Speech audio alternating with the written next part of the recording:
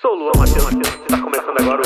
Sou o Luan Matheus e este é o Papo Reto. Se você é uma pessoa que atua com design, provavelmente em algum momento da sua jornada profissional, você já argumentou com algum stakeholder que aquele caminho que a pessoa estava querendo seguir com aquela jornada ou interface não era o melhor a se fazer naquele momento. Porém, você não tinha as informações e então acabou aceitando a escolha daquela pessoa, mesmo sabendo que não traria o melhor resultado para o negócio. Sabe por qual motivo isso aconteceu? A falta de dados. Veja como é importante nós que trabalhamos com o design de produto termos sempre em nossas mãos os dados daquele projeto que queremos seguir. Mas antes da gente refletir sobre isso, quero lembrar você de deixar o seu like e se inscrever aqui no nosso podcast e, claro, compartilhar o link deste episódio pelas redes sociais e caso queira contribuir com a gente de forma monetária também, tem a nossa chave Pix, que é o nosso e-mail, pix@papodux.com.br. A gente já sabe, através de várias pesquisas de mercado, que o design hoje em dia é um grande aliado das empresas, sendo capaz de contribuir para o negócio em diferentes aspectos. Pensando nisso, para ajudar você a ser uma pessoa designer mais estratégica, eu quero te indicar a formação de design de produto da PM3. Com este curso, você aprenderá de forma prática, através de conteúdo on demand, conduzido por instrutores que são referências no mercado, além, claro, de participar de uma comunidade incrível com atividades ao vivo e presenciais para evoluir o seu network para o próximo nível. Então clique agora no link que está disponível neste episódio, use aí o nosso cupom de desconto Papo de UX e eleve a barra da sua carreira com a PM3. Voltando aqui, com as questões dos dados. Veja que eu coloquei aqui um cenário que provavelmente, como eu falei, se você é uma pessoa que atua com design de produto, já deve ter passado por isso. Ou se você é de produto também, pode ser que você já passou por isso, que alguém estava argumentando com você e você não tinha os dados na mão para poder embasar sua decisão na hora que você estava falando, não, esse caminho não é legal por causa de XPTO e tal, mas cadê esse XPTO? Cadê esses dados que vai embasar e vai melhorar a conversa que a gente está tendo para poder avançar diante daquele projeto? E nós, designers, por muito tempo, assim, ao longo da minha carreira, eu percebi que a gente não olhava tanto para isso, De um tempo para cá que a gente se fala, e ainda bem,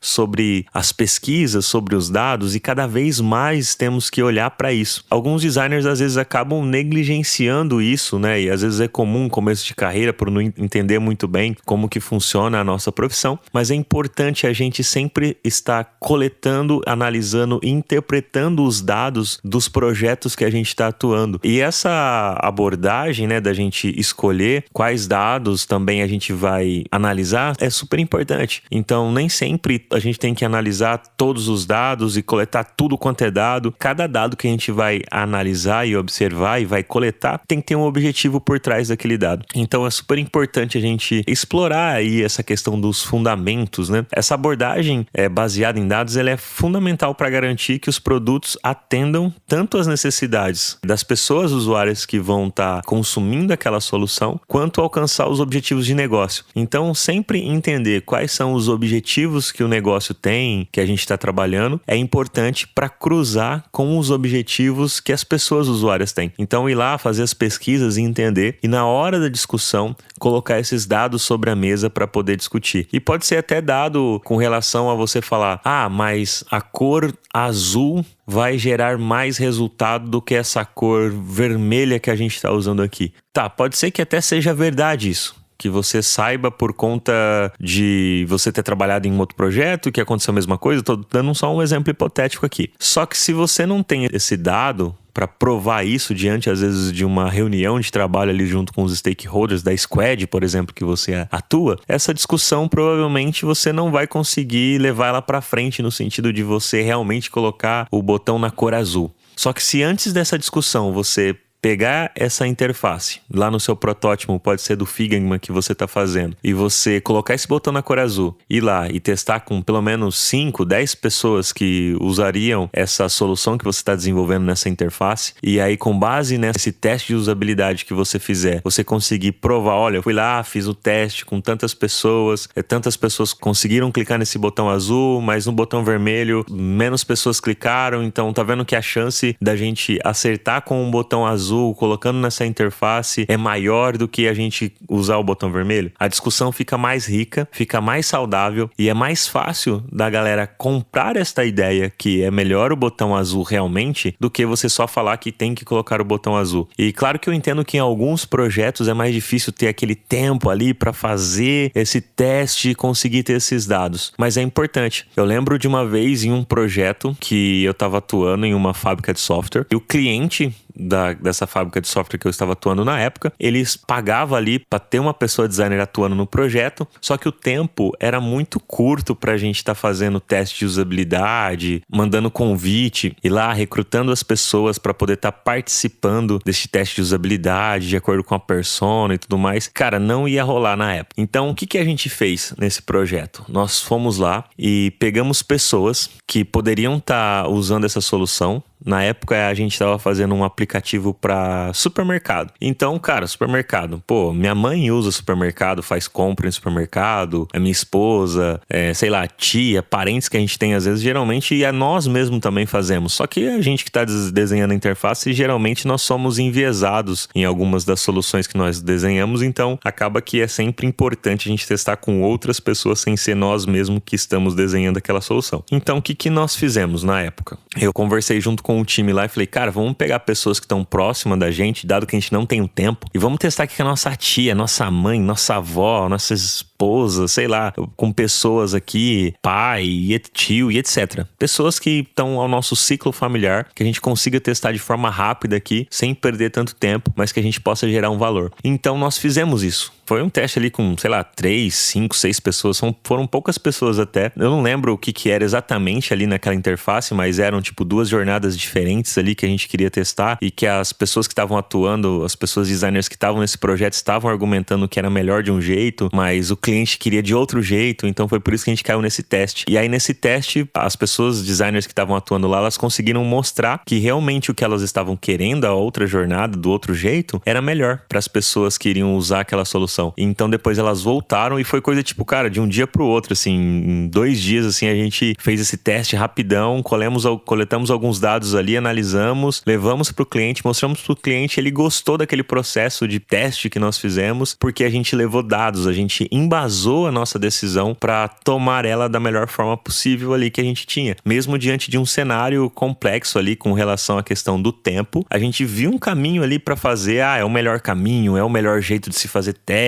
Não, eu sei que não é, né? Existem outras formas de se fazerem, existem modos mais estruturados, processos, a galera de pesquisa manja muito disso para estar fazendo, mas foi o jeito que a gente conseguiu trazer alguns dados para poder embasar melhor aquela decisão. Então, quando nós temos esses dados, mesmo diante de um cenário complexo, como esse, da questão do tempo e tudo mais, e o cliente não queria, a gente deu aquele jeitinho para fazer e a gente fez esse teste e com base nesse teste, com base nesses dados, foi possível seguir com a ideia do que as pessoas que estavam desenhando aquela solução queria fazer. Então, voltando ao exemplo do começo dessa reflexão, às vezes a gente perde, no bom sentido, né, uma discussão, uma argumentação, porque nós não temos esses dados. Então, cada vez mais precisamos estar atentos quando nós formos entrar em reuniões de discussões de trabalho, trazer essas informações. Mesmo diante que você não tenha, às vezes, testado com tantas pessoas ou ter pesquisado, né, com tantas pessoas assim para ter muitos dados, mas ter algum dado pelo menos ali que ajude a embasar melhor aquilo que você está falando. Às vezes algum argumento que você tem com relação à interface que você pode estar desenhando, que é melhor